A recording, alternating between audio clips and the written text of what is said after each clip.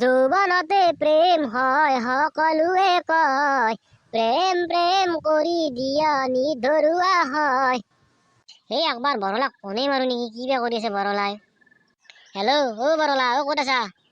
হে ঘৰতে আছো ৰে, তাইলে বাগাত দি কিনো কৰবি ভাই। অ ফুৰিব যাওঁ তো বন্দিত দেখি। হে বন্নিত দেখি ফুৰিব নাযাওঁ নেকি? ক'ক ফুৰিব যাবি দে? এই সাপ কাটাত দেখি ফুৰিব যাওঁ। সাপ কাটা হ'লে যাম দে, ভাটি বেলা যাম দে ফুৰিব। ফুৰিব গেলি টেম্পত যাবি না তোৰ বাইকখানত যাবি? এই আমাৰ ৰয়েল এনফিল্ড খানে লৈ যাম দে। দে যাম দে ভাটি বেলা ফুৰিব। কেইটা বজাত যাবি ফুৰিব? 3:30 বজাত ঘৰৰ পৰা ওললি হ'ল। দে যাম দে। দে ফোন ৰাখো দে বৰলা। দে।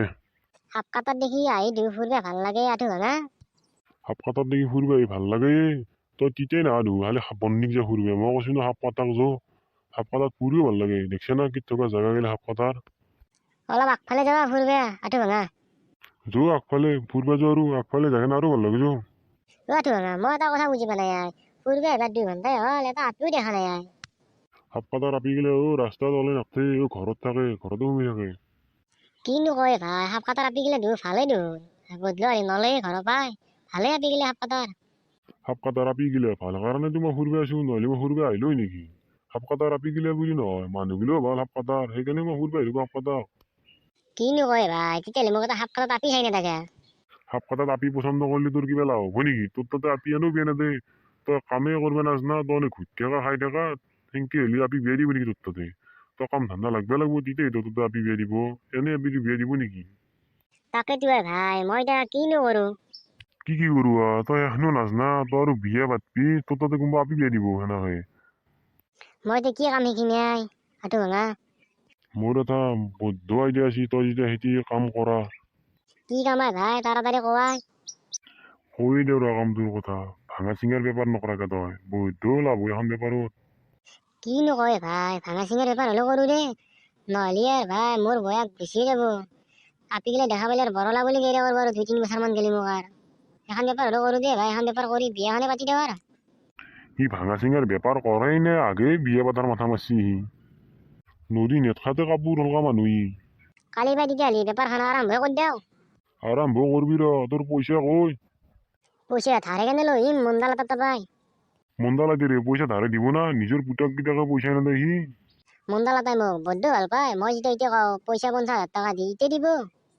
তাইলে যাওঁ যো ঘৰক। যাওঁ যাওঁ। 3 ঘণ্টা হ'ল এটা আপিও ফুৰিব নাই। আপি এটা ফুৰিব আহিলে ভাল আছিল, আজি প্ৰপ'জো কৰি দিলে হয়। সেই এটা আপি ফুৰিব আসি ৰ, ভাল পাবাই হয়তো ৰ।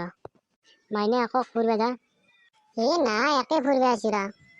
চালা ভাল পাবা সুধি যাওঁ নেকি? ভাল আৰু পাম বুলি কৈহে নকবা। ভাল নাপাওঁ বুলি ক'লেতো বদ্ধ লাজত পৰিম। বাদ দি যিয়ে হ'ব, ভাল পাবা সুধি দিওঁ। পালি পাম বুলি ক'ব, নাপলি নাপাওঁ বুলি ক'ব।